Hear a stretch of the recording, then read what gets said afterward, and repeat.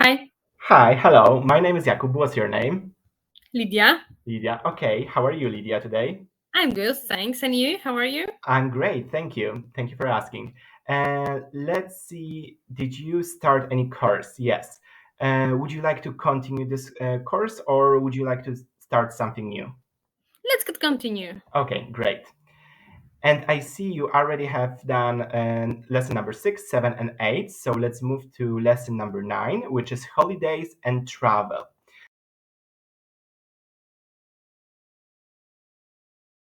Travel. So, let's talk about holidays. Where did you go on your last holidays? At my last holidays, I was at Mazury. It's in Poland. I love trees and spend time on the lake. At the lake, great. Did you go Mhm. there with your family? When you teach, try to speak English as much as possible. Encourage your student to do the same and create an immersive environment for language practice. Resist the urge to correct every single mistake your student makes right away. Don't be the grammar police. Instead, let them express themselves freely and save the corrections for later. This way, your students won't feel discouraged or overwhelmed. There is more. Don't just stop at the responses. Ask additional questions to keep the conversation flowing and encourage them to speak even more. Remember, embrace the English immersion, delay those corrections, and keep those additional questions coming. Let's create an engaging and supportive learning experience for our students. The best place to go to holiday is Mazury. It's a forest Okay. at lake because it's the place where it's a lot of clan Oxygen? out oxygen, and additional it's a place to have fun at water, and my kids love it. Or you can say, instead of oxygen, you can say you can breathe the fresh air, right? Oh So yeah, it's Let's dive into the art of commenting on your adult student's mistakes using delayed error correction. Once your student has completed their speech or conversation, take a moment to reflect on the mistakes they made. Engage in a constructive discussion, pointing out the errors in a supportive and non judgmental manner. Focus on prioritizing because not all mistakes need immediate correction. Prioritize the most essential errors that may affect communication or understanding. Be mindful not to overwhelm the student with an excessive focus on minor mistakes. Provide explanations and examples instead of simply pointing out the errors. Whenever possible, encourage your students to self correct their mistakes because it's a very effective method. It can help them remember new vocabulary even faster. So keep in mind all these tips and tricks when correcting your students. why was it so amazing?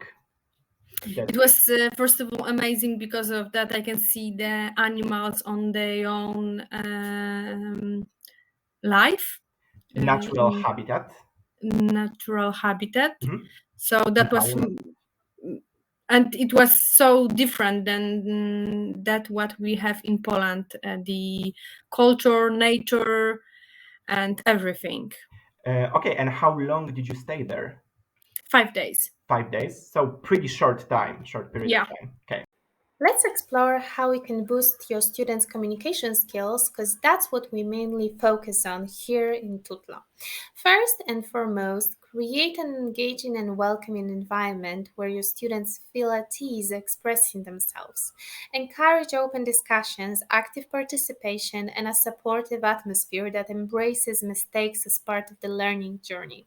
Remember that key to enhancing communicative skills is practice, practice, and more practice. So let's create a dynamic, interactive learning environment together. Next section of this lesson, and we are going to focus on holiday collocation. Do you know what collocations are in English? No, I don't know that one word would you use it. Collocated? Collocations, here Collocation. you have on the top, and this is basically connecting two different words. together, so the meaning is different. Do you understand that? Like yes, I understand the meaning. It's but it's mean that word. like collocation is the connections of two words. Okay, so let's go through the examples. In this part of the video, Jakub wanted to explain the concept of collocation to his student. It might seem difficult, but actually there are a few techniques you can use to explain such terms to your students. First, you can provide real-life examples of collocations in action. You can mention phrases such as break the ice, fast food, or make a decision to simply showcase how specific words naturally come together. You can also simply define the term in English, but keep in mind that you have to adjust your language to your student's level of English. If the concept is too difficult for a student to understand, move to exercise and show some examples. It will help for sure. Super. Okay, in a 5-star hotel, what can you do in a 5-star hotel? Live in. You don't live in a hotel, you live at your house or your home. So you stay. Stay, perfect. So stay in a 5-star hotel. Okay. For a moment on teaching new vocabulary to students. First of all, make it relatable. Connect the new vocabulary to real-life situations or personal experiences. Share stories, examples that your students can actually relate to. The more they can see the practical use of the words, the easier it will be for them to remember this new vocabulary. Get your adult students actively involved in using the new vocabulary. Provide opportunities for them to practice it in a supportive and interactive environment. Don't just give your students Polish translation, because it's one of the least effective ways for teaching vocabulary. It's meaningful. Okay, and question number 2 is, what activities do you usually do on holidays? Mostly walking and swimming. Walking and swimming. Okay, so because it was the very fast answer, I'm gonna ask you the third question. Do you like trying the local food in other countries? Of course, I do. I love it. It's one of biggest thing what I love in my life. Okay, and where did you eat your favorite food outside of Poland? Favorite food? What country or place or city, whatever. I don't remember the name what was of the food, but I remember that it was in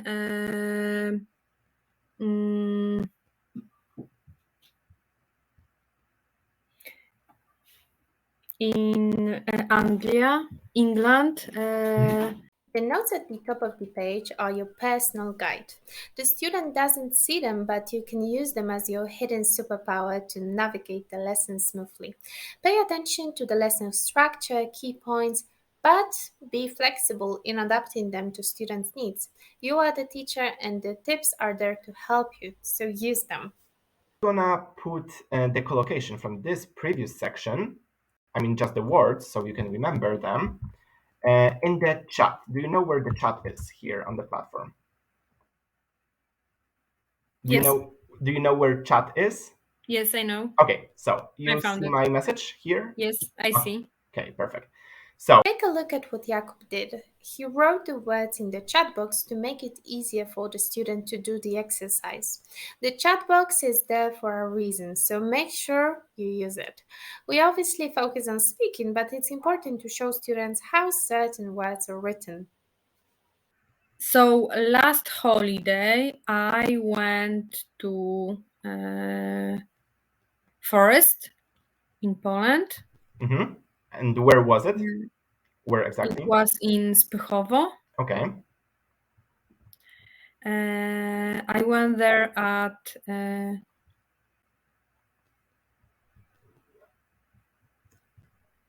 January. In January, so when?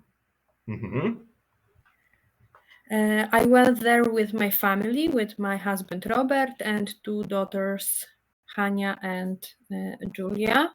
Okay, perfect. Why you went there? I go there because I want to get rest. I went there because I went there because I want to get rest. Remember, when it comes to learning, repetition is key. Encourage your students to repeat words, phrases, and sentences to reinforce their understanding and help their memory. The next section, which is section number 4, look at the pictures, describe what is happening. You can describe the pictures in 1 or 2 sentences, and it's fine. Okay, at the first picture, I can see two ladies who take a sun. Sunbathing. You can see it looks like this student didn't have a significant language barrier. So Jakub could have shifted his focus more towards accuracy and grammar. Remember, as a tutor, it's crucial to adapt your teaching approach to meet the individual needs of your students. While some may struggle with speaking, others may require more attention to grammar or specific language aspects. Stay flexible. We can see the difference between that what it's obviously for us and to see something new and to look at this thing in different way, and we can actually also see our life in different way, seeing in the perspective of these people. As you can see, this student is very talkative, but I won't lie to you, it's not always like that. Sometimes students don't want to speak. Let's think what you can do in such situation. So first, you can provide gentle encouragement. You can use open-ended questions, prompts, or discussion starters to spark the interest and encourage them to share their thoughts. What's most important, remember it's okay to start small. Encourage them to speak a little bit at a time, gradually building up their confidence and fluency. Celebrate even the smallest achievements to boost their motivation. Lastly, be patient and understanding. Okay, do you have any questions for this lesson? No, actually, no, thank you. Okay, so congratulations, you are done with this lesson, number 9. So that's all from me. And what can I say? I enjoyed this lesson with you, and I'll see you next time on the platform. Yeah, great. Thank you. It was a pleasure to see you. Okay, it was a pleasure to see you too. Bye. Bye. Goodbye is just as important as saying hello, so take a moment to express your appreciation for your students' active participation and make yourself available again.